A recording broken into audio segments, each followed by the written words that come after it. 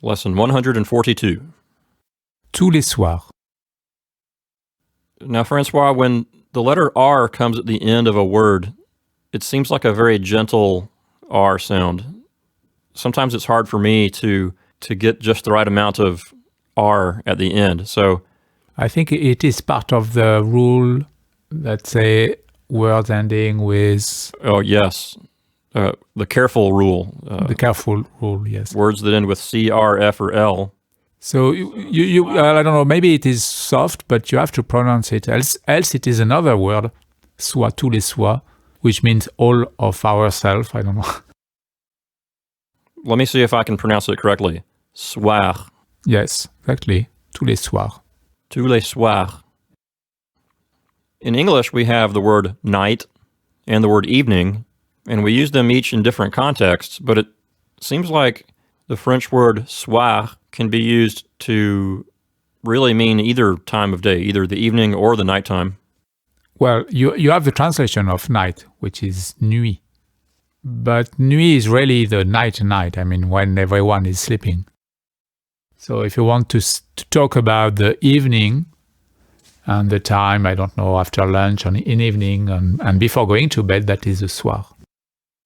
Right. In English, we can use the word night to refer to the time before you go to bed. So we also use night to mean the time when everyone's asleep. For an English speaker, I think evening is from maybe 5 o'clock to 7:30 maybe. But once you get past 7:30 or 8, we would no longer call that evening. We would call that the night. So if I say to my friend, hey, let's get together tonight at 8 o'clock, I wouldn't say this evening at 8 o'clock. I would say tonight. But in French, you would still call that a soir. Yes. Well, yes, my idea is afternoon is going from 2 o'clock to, let's say, 8 o'clock. And after it is soir. It is evening.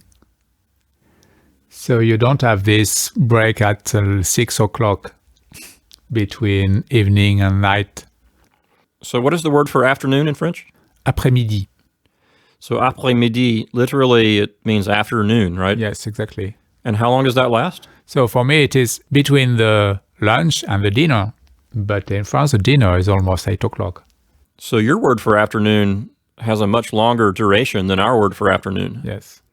In English, we would call 4 o'clock in the afternoon, we would say that's late afternoon.